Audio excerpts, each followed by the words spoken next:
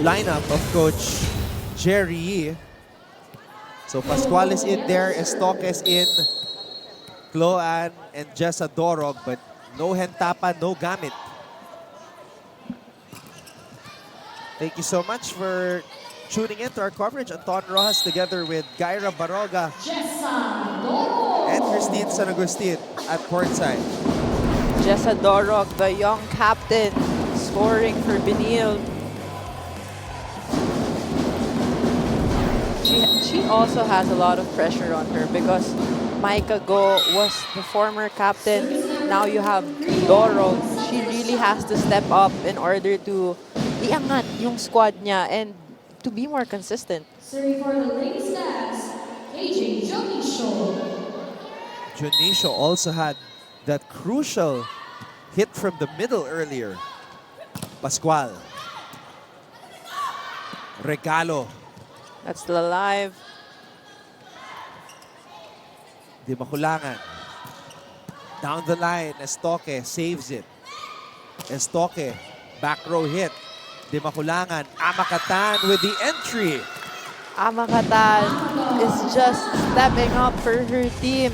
Even though she's had a lot of blockers in front of her, even in the second set, talagang she's up for the challenge and she's gonna make sure she scores that point. Junisho. Is that on the line? Yes, it's on the line. In terms of body language, we are seeing a different San Sebastian in the third set, Anton. Ever since that timeout where Coach Roger singled out their young libero, San Sebastian has been a different team. It's like Lazarte was suddenly possessed by the spirit of Eliza Eroa and Santos was possessed by the spirit of Soltones. Of course, who would you look up to but your seniors, diba? We have Micah Go and Mitch Gamit on the bench. Great hit by Nolasco. I'm also very excited to see Nolasco's growth here in the NCAA. Yeah. Imagine another whole off-season of weight training and just getting better with experience and age. She's gonna be a lethal weapon for her squad. Because she's a standout, like, from a physical aspect alone. That's true, Anton. Ooh. This was a long rally, but it was ended by an error by Gonzalez.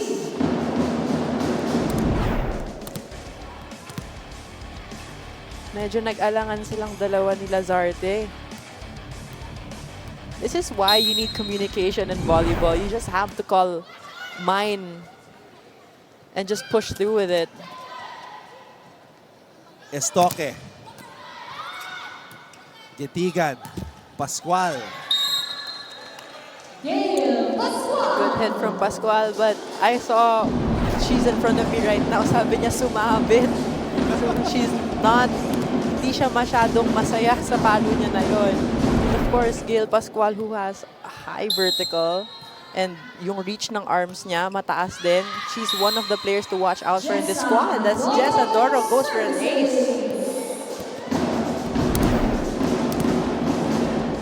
Nagpapaulan ng mga service aces ang Lady Blazers. That is their 7th service ace.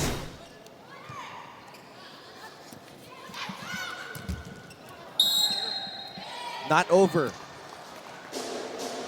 course, Benilde, we still have Jessa Dorog on the service line. Benilde is very, very consistent with their services.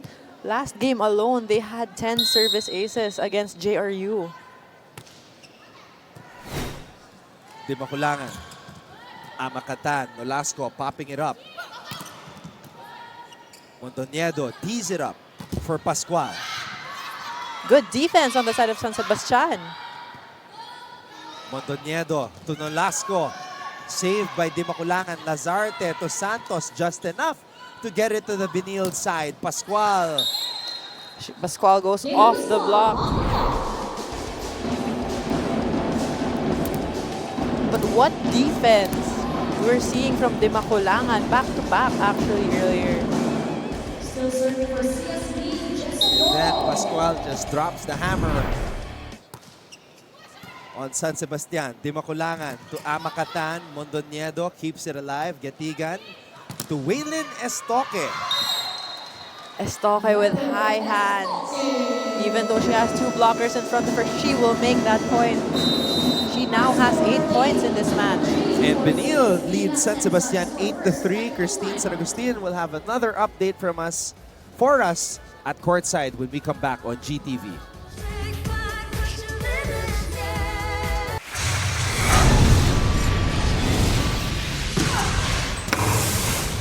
Kobe. Kobe. Kobe Mon eh. Kobe Mon? Yeah. Diba?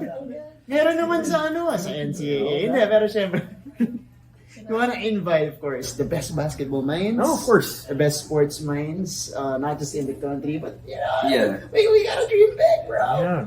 So, International. in terms of dream guests, I've said this before, my dream guest has always been Coach Ramil De Jesus. I don't think there has been like a one-on-one interview, at least I haven't come across one, or kahit sa print, I have not seen or heard the life story of Coach Ramil. Of course, I've had conversations with him. I know his background. Pero yung sit down with him, talk about his journey, and he's one of the most brilliant minds in Philippine sports history.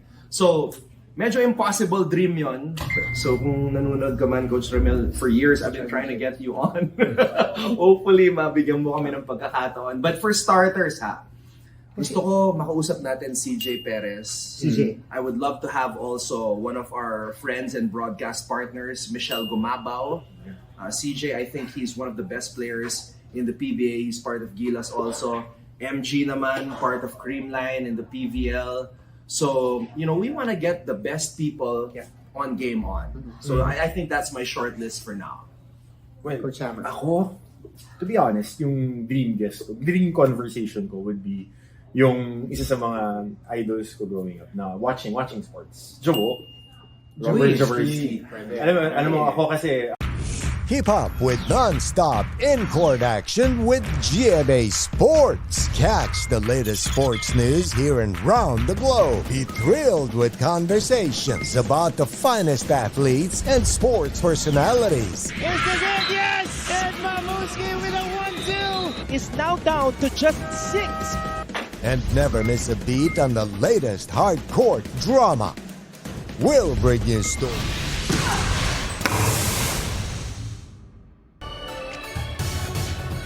You are still watching the NCAA Season 99 Women's Volleyball Tournament from the wise words of Coach Roger. This is a you versus you game. Kung mindset ang problema nyo, walang ibang makakatulong sa inyo kundi ang mga sarili. Yun lang din. This is after Coach Roger mentioned that the problem is not about their skills but about the mindset that should come with it. Meanwhile, it has been evidently quiet here at the Benilde side, and that left me wondering, Anton and Kyra, ano nga ba ang magpe-prevail ang mga quotes ni Coach Roger o ang silence na nanggagaling mula kay Coach Jerry? Ano nga ba ang mga ibig sabihin nito? Balik sa inyo, guys.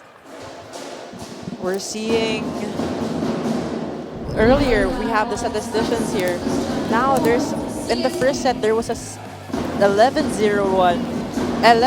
run by Benilde, and now in the third set they're looking to recreate that. They're at an 8-0 run right now. Wow.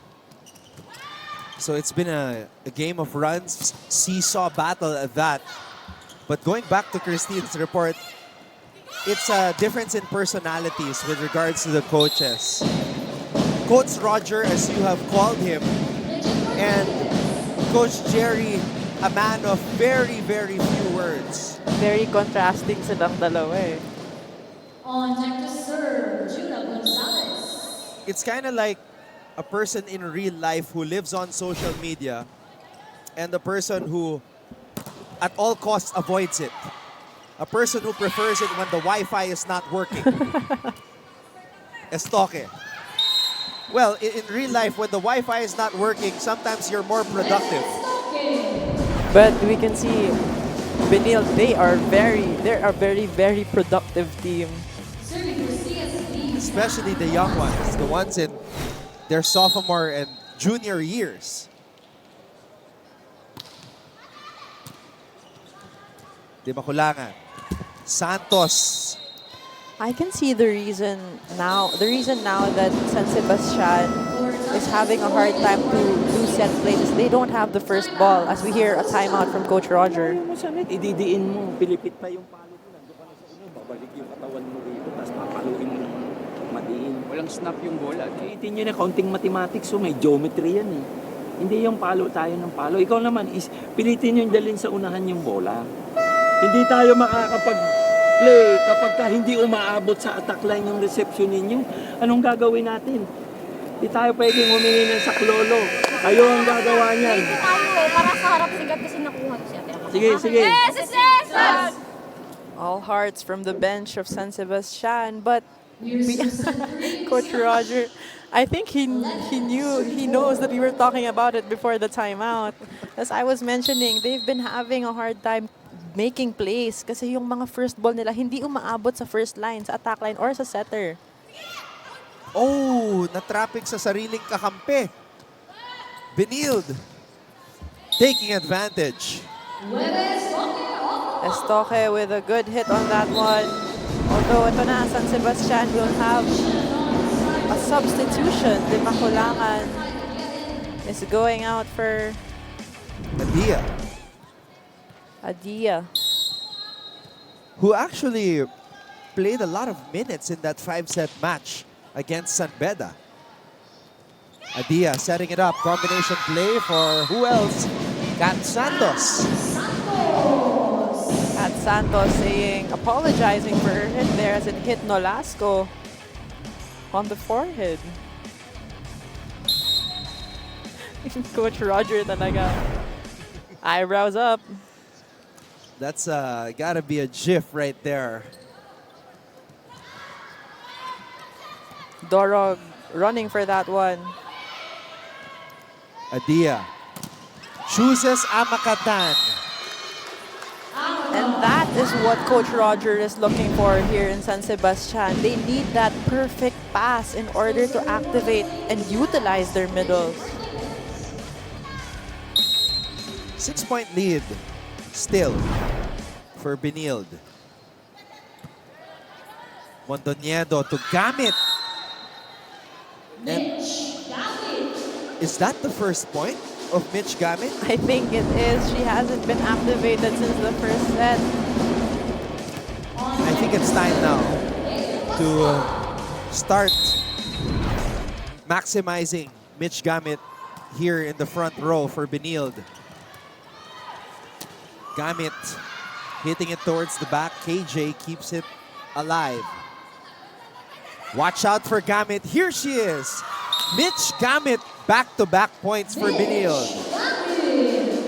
I think she knows that you were talking about her earlier, Anton. Look at that running hit.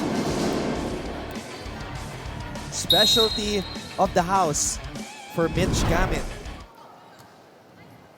Adia. Santos, sharp spike. I just want to commend Santos with her physique right now. Grabe yung sobrang kondisyon ng katawan niya compared to the last year. And look at the power she has. She has more athleticism in this 99th season compared to the 98th. And I actually feel na pwede pang mag-improve yung conditioning ni Santos. She still has a few years here in the NCAA and I'm excited to see that. Yeah, 2 more years to be exact as we see another hit by Mitch. Estoque. Lazarte. Santos with space to operate and is able to sneak that in. Sneak that in is the right word because Gamit and Mondoñedo were actually surprised that it went in.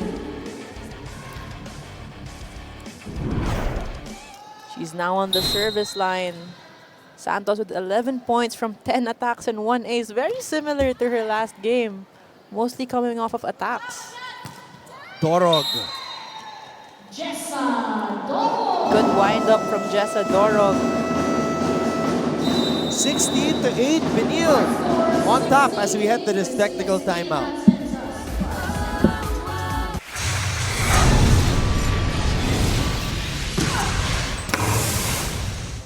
basketball junkie ako eh. So, Jowo, Coach Jolie pa. Yung mga yan, yung mga old school. Kasi yan yung mga nakalakihan ko na dream. So, medyo lumalabas na yung part ako of that older generation eh. Who believe that. Hindi ko yung generation. Hindi mo na generation, but kayo TikTok generation. Wow! Kasama na kita. Kasi yun yung conversation natin kanina. Ako, Jaworski, tsaka Jolie pa yung but again, if going back to that, ako yun. Kasi I would have wanted to have a conversation with the late Coach Chato Badalato, Coach Juan Jacobs, because I'm a coach. And ito, curious ako eh, yung mga executive side of how is it running a school, running a league. Diba? Yung mga yan. Of course, PBA Commissioner Willie Marshall, our Mancom sa NCAA, si Executive Director Rebo Sagisa. Kasi iba yan eh. Yung mga Hindi game to come on. yung mga ganyan na conversation on the management side of things, how they run their organizations. Yun yung mga gusto ko matutunan and makita. You know what? We should guest Maddie Madeag on the show because Coach Hammer once said that she stared down another player. She does that! And she clapped back on Twitter before it was called X. Okay, let's just end it at that. Let's just end it at that for now. Okay, let's just end it at that. Madzilla, shout out to you. Guys, we had a very great time. First Gusto episode. nila mag-trash talk tapos i-deny nila. Patikim pa lang po ito. Patawanan ninyo. Ano ba yun?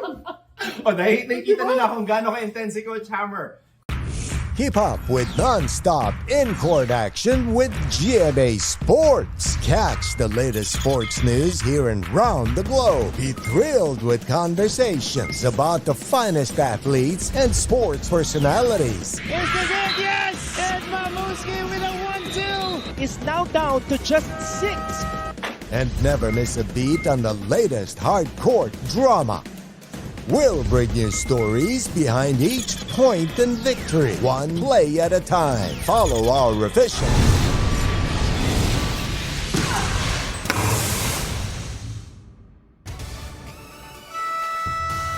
You're watching our coverage of NCAA Season 99. Benilde looking for win number 4 here in the tournament.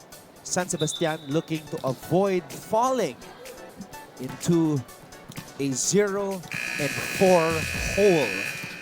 Of course, in this match, they want to enter the winning column. But again, it is gonna be a challenge since si Benilde ang kalaban nila, Anton. And Mitch Gamit has come alive here in this set. And kaka-technical timeout lang, pero tumawag agad ng timeout si Coach Roger. Tatapi ka rin lang naman, di mo pa itinodo. O sana, hindi pinadaan mo na lang sa ibabaw. Tatapi ka malambing na malambing, nandun ka sa loob ng court. Buti sana kung nandito ka sa dulo. Ha? Ilan ang spiker mo? 2 lang. At so anong gagawin mo? Meron sa back. So anong gagawin mo? Ikaw, sino quicker mo? Huwag kang pumasok ng diretso. Ang lalaki ng block mo eh. Mag-slide ka para yung isang blocker humiwalay. Go, go, go! SSC-R! Oh, isedyas ka na naman sa akin. Wala naman tayong away Bakit pis ka ng pis sa akin? He's talking to our second referee, Darius Caganda. He was actually telling Coach Roger that he already has used his 2 timeouts. Pero peace daw ng peace. As Gonzalez goes for that play in the middle. Yung sinasabi niya rin earlier sa timeout, Anton. Sabi ni Coach Roger, wag kumuha siya ng blocker sa kabila kasi straight lang yung pagpasok ng middle. So he wants his middles to be more deceptive. Parang yung ginawa ni Nolasco. Her body was turned to the right, but she tipped the ball to the left. So that's one way to deceive the blockers. Santos, back row. Mondoniedo, Nolasco.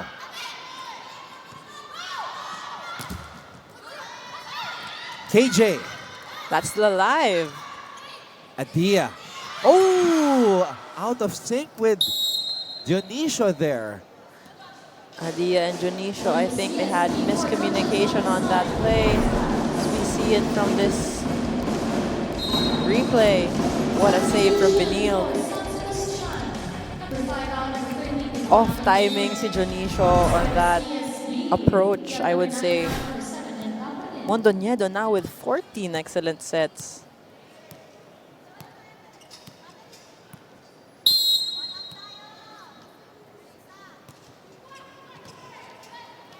Di Makulangan setting it up. Still Getigan alive. gets it to the San Sebastian side. Santos with a lot of steam. Gets a check on the blockers. Good target for Kat Santos. Malinaw na malinaw. Tumama sa daliri ni Zam. As Christy Ondangan comes in for the first time here in this set. Hentapa. Di Makulangan tossing it up. Estenzo to Jade. Mondoñedo to Ondangan. Power tip does not work. Martinez, wala pa rin. Di Makulangan. Whistle was blown. Net touch by Benilde. I think that was for Ondangan in the middle.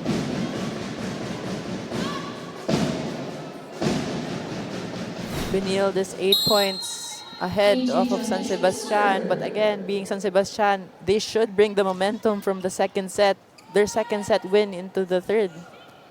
Hentapa. Smart play. That was a good drop ball from Hentapa. Fooling the blockers.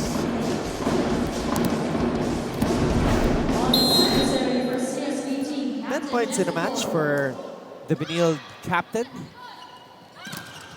Makatan, nayanig ang blockers ng Benilde. She gives a taste of their own medicine earlier. Makatan couldn't get that block, but she made sure that Benilde wouldn't be able to send that back to them. That was a blockbuster spike. And Ondangan again. I can see nagbabalikan lang to si Ondangan tsaka si Makatan. Good approach and good hit. 21-12 though, in favor of Benilde.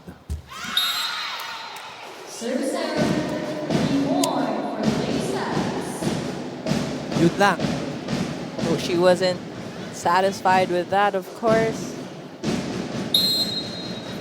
She's been doing well in the front row. Yun nga lang pag middle blocker ka, pag when you're on the back row, especially service, minsan nag-aalangan ka talaga eh.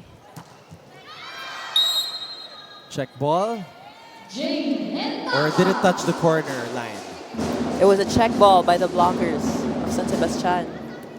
So Jade puts Benilde to within 3 of the 25-point mark here in the third set. Di Makulangan to Santos, cross court, dug up by Getigan. Estoque. Hentapa. Estoque. Junicio was there. Di Makulangan to Santos on the drop. Saved by Hentapa. Di Makulangan recycles it. That wasn't over though.